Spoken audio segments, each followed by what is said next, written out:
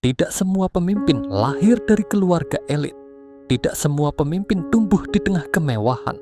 Sebagian justru ditempa oleh sunyi, oleh ladang, oleh debu jalan desa, dan oleh kerasnya hidup yang mengajarkan satu hal paling penting: bertahan.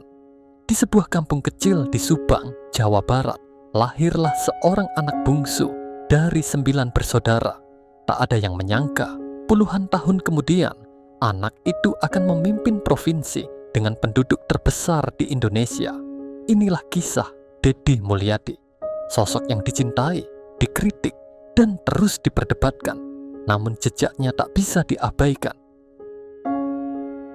Deddy Mulyadi lahir pada 11 April 1971 di Kampung Sukadaya, Desa Sukasari, Kecamatan Dauan, Kabupaten Subang. Ia tumbuh dalam keluarga sederhana. Ayahnya, seorang pensiunan prajurit, berhenti di usia muda karena sakit. Ibunya, perempuan tangguh yang tak pernah mengenyam pendidikan formal, namun aktif membantu sesama melalui Palang Merah Indonesia. Sejak kecil, Deddy terbiasa hidup tanpa banyak pilihan. Ia menggembala domba, ia ikut berladang, ia belajar bahwa hidup bukan soal mengeluh, melainkan soal berjalan, meski pelan. Nilai-nilai tradisional, kedekatan dengan alam, dan kehidupan desa yang keras namun jujur, diam-diam membentuk karakternya. Disinilah fondasi awal itu ditanam. Pendidikan dasar hingga menengah ia tempuh di Subang. Tak ada jalan pintas, tak ada fasilitas istimewa. Saat melanjutkan kuliah hukum di Purwakarta, dunia Deddy mulai berubah. Ia tak hanya belajar hukum dari buku, tetapi juga dari realitas sosial. Ketimpangan, kemiskinan, ketidakadilan, semuanya ia lihat langsung. Di masa inilah ia aktif berorganisasi. Ia memimpin, berdiskusi, dan berdebat, bukan untuk popularitas, melainkan untuk mencari makna.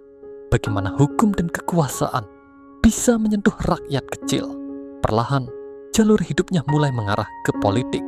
Tahun 1999, Deddy terpilih sebagai anggota DPRD Purwakarta. Masih muda, masih idealis. Namun tak lama, ia melangkah lebih jauh. Tahun 2003, ia menjadi wakil Bupati Purwakarta. Disinilah ia belajar satu hal penting. Kebijakan di atas kertas tak selalu sama dengan realitas di lapangan. Ia melihat langsung desa-desa yang tertinggal, anak-anak yang kehilangan arah, dan masyarakat yang merindukan pemimpin yang hadir, bukan sekadar berbicara. Pengalaman ini menjadi bekal terbesar saat ia maju sebagai bupati. Tahun 2008, Deddy Mulyadi terpilih sebagai Bupati Purwakarta. Ia kembali terpilih untuk periode kedua pada 2013, gaya kepemimpinannya segera menarik perhatian, tegas, simbolik, syarat nilai budaya. Ia mendorong identitas lokal Sunda. Ia mengatur perilaku sosial masyarakat, bahkan mengeluarkan kebijakan yang dianggap tak lazim, seperti pembatasan aktivitas malam bagi remaja. Sebagian masyarakat mendukung, menganggapnya sebagai upaya menjaga moral dan ketertiban. Sebagian lain mengkritik keras, menilai kebijakan itu terlalu mengatur ruang privat. Namun satu hal tak terbantahkan, Purwakarta menjadi pusat perhatian nasional. Deddy bukan pemimpin yang diam. Ia memimpin dengan keyakinan, meski harus menghadapi pro dan kontra. Karirnya terus menanjak. Ia memimpin partai politik tingkat provinsi. Ia mencoba peruntungan di Pilgub Jawa Barat 2018 dan kalah. Bagi banyak politisi, kekalahan adalah akhir. Namun bagi Deddy, itu hanyalah jeda. Ia berpindah jalur politik, menyusun ulang strategi, membangun ulang dukungan, hingga akhirnya pada Pilgub Jawa Barat 2024, ia kembali maju dan kali ini menang telak. Dilantik pada 20 Februari 2025, Deddy Mulyadi resmi menjadi Gubernur Jawa Barat. Ia langsung bergerak, menangani persoalan lingkungan, menata wilayah rawan banjir, mengusulkan kebijakan disiplin sosial dan pendidikan.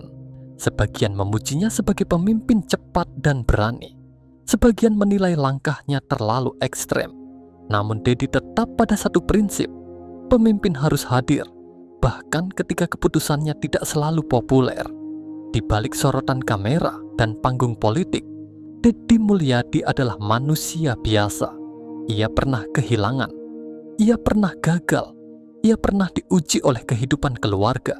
Semua itu membentuk cara pandangnya, bahwa kekuasaan bukan sekadar jabatan, melainkan tanggung jawab moral. Deddy Mulyadi bukan pemimpin tanpa celah. Ia bukan pula sosok yang disepakati semua orang.